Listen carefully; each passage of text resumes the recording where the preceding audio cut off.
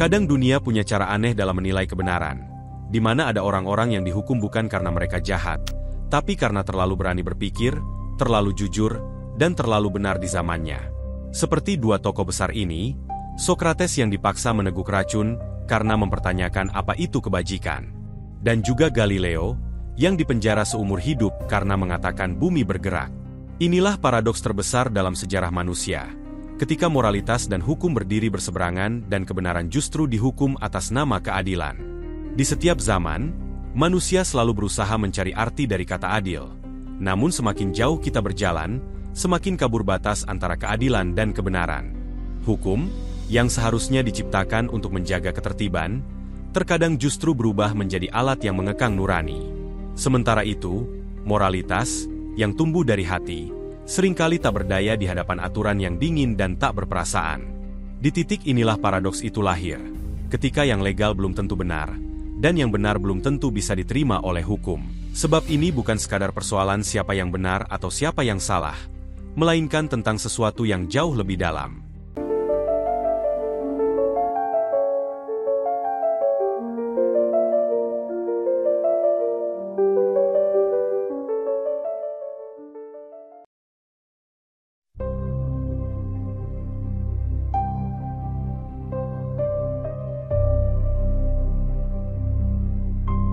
Sokrates, sang filsuf legendaris dari Athena, diadili pada tahun 399 sebelum Masehi karena dua tuduhan utama: tidak menghormati dewa-dewa resmi negara dan merusak moral generasi muda Athena melalui ajarannya yang menggugah nalar kritis dan mempertanyakan norma-norma tradisional. Tuduhan ini muncul bukan karena ia melakukan kejahatan konvensional, melainkan karena filsafatnya dianggap membahayakan stabilitas sosial dan otoritas politik saat itu. Bagi banyak orang, termasuk muridnya Plato, Sokrates adalah korban dari ketakutan kolektif terhadap pemikiran bebas. Namun menurut sejarawan dan ahli hukum Yunani kuno dari Universitas Cambridge, Paul Cartledge, secara teknis Sokrates memang melanggar hukum Athena kala itu. Disinilah letak paradoksnya. Secara moral, ia tidak bersalah. Namun secara hukum, ia tetap dinyatakan bersalah. Dan ironisnya, Sokrates menolak untuk melarikan diri meskipun ditawari kesempatan oleh sahabatnya Crito, karena baginya hukum harus dihormati, bahkan ketika hukum itu diterapkan secara tak adil. Fenomena serupa juga terjadi lebih dari 2000 tahun kemudian dalam kasus Galileo Galilei, ilmuwan besar Italia yang mendukung teori heliosentris Kopernikus, bahwa matahari adalah pusat tata surya, bukan bumi, yang mana pandangan ini bertentangan dengan doktrin resmi Gereja Katolik pada masa itu. Pada tahun 1633, Galileo diadili oleh Inkuisisi Gereja dan dinyatakan sangat dicurigai sebagai bidah, dan dipaksa mencabut keyakinannya secara publik dan dijatuhi hukuman tahanan rumah seumur hidup. Banyak sejarawan menilai proses ini bukan semata-mata persoalan ilmiah, tetapi juga syarat muatan politis dan institusional. Demi mempertahankan nyawanya, Galileo memilih tunduk meskipun secara batin ia tetap yakin bahwa sains berpihak padanya, yang mana dalam kasus ini, ia tak melakukan kejahatan moral, tetapi tetap bersalah menurut hukum gereja karena membangkang terhadap otoritas yang mapan. Dua tokoh ini, Sokrates dan Galileo, mengilustrasikan paradoks tragis dalam sejarah hukum dan moralitas, bahwa seseorang bisa dinyatakan bersalah karena melanggar hukum yang berlaku, meskipun dalam kenyataannya mereka justru mempertahankan nilai-nilai kebenaran, integritas, dan kebebasan berpikir.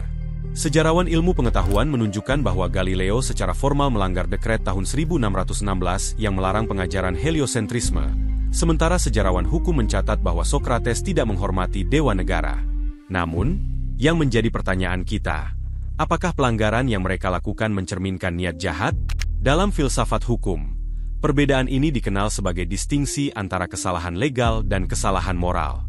Para ahli etika menyebutnya sebagai perbedaan antara mala prohibita, perbuatan yang salah karena dilarang oleh hukum positif, meskipun tidak salah secara moral, dan mala insi, perbuatan yang memang secara universal dianggap jahat dan tidak bermoral.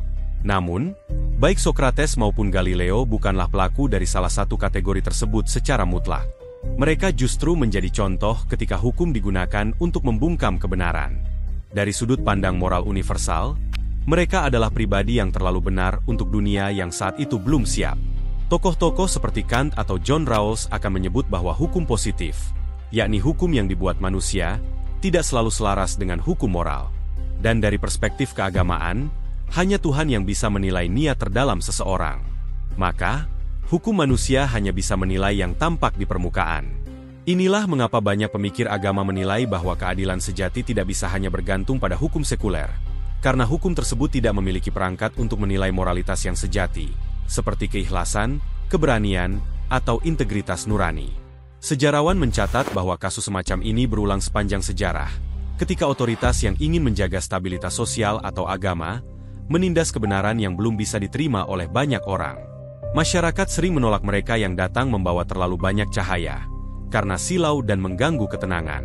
Akhirnya, semua ini menggiring kita pada sebuah pertanyaan reflektif yang mendalam.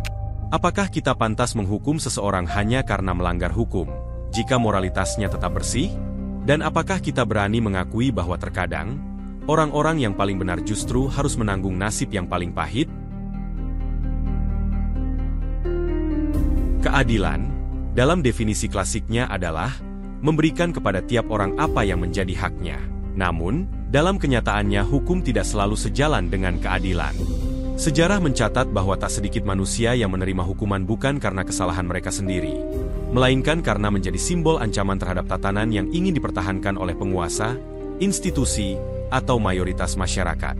Mereka menjadi korban dari apa yang oleh sejarawan hukum disebut sebagai legalisme tanpa keadilan. Salah satu kasus paling terkenal adalah Dreyfus Affair di Prancis pada akhir abad ke-19. Alfred Dreyfus, seorang perwira Yahudi di militer Prancis, dijatuhi hukuman penjara seumur hidup atas tuduhan pengkhianatan, yang pada kenyataannya tuduhan ini terbukti keliru. Bukti bahwa Dreyfus tidak bersalah disembunyikan oleh militer dan pengadilan demi menjaga kehormatan institusi. Sejarawan seperti Ruth Harris dalam bukunya menjelaskan bahwa Dreyfus dihukum bukan karena ia bersalah, tapi karena sistem lebih takut akan runtuhnya reputasi militer daripada menghukum orang yang salah, yang mana dalam hal ini, kebenaran dikorbankan demi stabilitas. Contoh lain datang dari abad pertama Masehi, Yesus dari Nazaret. Dari kacamata hukum Romawi, ia disalib karena didakwa mengklaim diri sebagai Raja orang Yahudi, sebuah tindakan yang dianggap sebagai makar terhadap kekaisaran. Namun Injil dan bahkan sumber-sumber sekuler seperti Tacitus dan Josephus menyiratkan bahwa keputusan untuk menghukum Yesus lebih karena tekanan politik dan sosial ketimbang keadilan. Gubernur Romawi Pontius Pilatus sendiri ragu, dan dikatakan mencuci tangan atas hukuman itu. Dalam terminologi modern, Yesus adalah kambing hitam yang dihukum bukan karena kesalahan pribadi, melainkan untuk meredam ketegangan sosial dan menjaga kewibawaan kekuasaan. Teolog Reinhold Niebuhr menyebutnya sebagai contoh paling jelas bahwa sistem hukum dunia bisa keliru menilai siapa yang pantas dihukum dan siapa yang tidak. Fenomena ini juga tampak dalam sejarah pembantaian yang dikenal sebagai perburuan penyihir, sebuah tragedi yang mencerminkan babak tergelap dalam sejarah peradaban manusia, ketika ketakutan kolektif, irasionalitas massa, dan dogma keagamaan yang kaku menyingkirkan nalar dan keadilan. Di berbagai belahan dunia barat baik di Eropa maupun Amerika kolonial, ribuan orang dituduh melakukan sihir, yang sebagian besar dari mereka adalah perempuan. Dalam sejarah ini, tuduhan seringkali tidak berdasar, dan hukuman dijatuhkan tanpa bukti yang nyata. Di Eropa, perburuan penyihir merebak luas sejak abad pertengahan hingga awal zaman modern. Inggris, Prancis, Jerman, dan Skotlandia menjadi lokasi utama dari gelombang histeria massal ini. Di bawah cengkeraman kuat institusi gereja dan hukum sekuler, ribuan orang dijatuhi hukuman mati, kebanyakan dibakar hidup-hidup, dengan api unggun yang menjelma simbol penghakiman tanpa ampun sekaligus menjadi sarana bagi masyarakat untuk mencari pembersihan spiritual melalui pengorbanan nyawa manusia.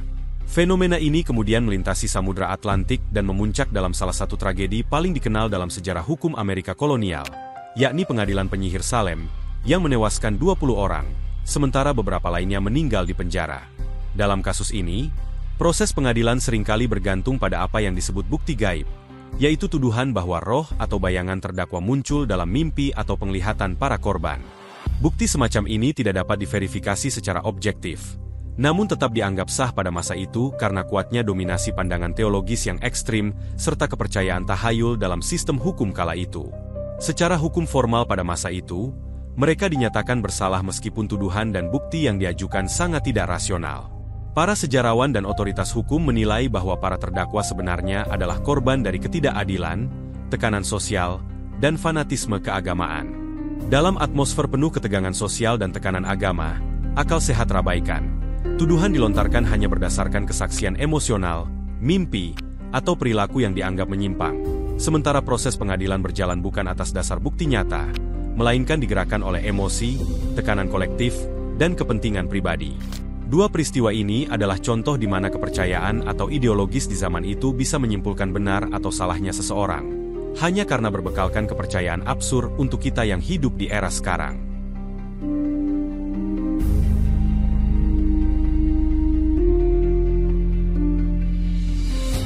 Sejarawan dan pemikir Karen Armstrong, dalam bukunya menjelaskan bahwa hampir semua agama besar lahir sebagai respons terhadap penderitaan, ketidakadilan, dan kekacauan sosial. Sebagaimana yang dipercaya, pada dasarnya ajaran-ajaran awal agama membawa harapan bagi yang tertindas, menegakkan keadilan, menanamkan welas asih, dan menyerukan transformasi moral. Namun, ketika agama melembaga dan bersentuhan dengan kekuasaan, ia kerap bergeser dari spiritualitas menjadi instrumen kontrol. Kompas moral yang seharusnya membimbing keadilan, perlahan berubah menjadi alat legitimasi politik. Sejarah dan tragedi modern menunjukkan, setiap kali kebenaran dibungkam demi stabilitas, nurani manusia kehilangan suaranya. Syed Hossein Nasr menyebutnya hilangnya hikmah. Kunto Wijoyo mengingatkan agar iman melahirkan amal sosial, bukan sakralisasi kekuasaan, dan Yuval Noah Harari menegaskan, agama hanyalah sekuat tangan yang menggenggamnya. Pada akhirnya, agama bukan untuk sekadar diimani, melainkan dijalani, sebagai keberanian moral yang menegakkan nurani, sebab tanpa itu, agama hanyalah nama tanpa cahaya.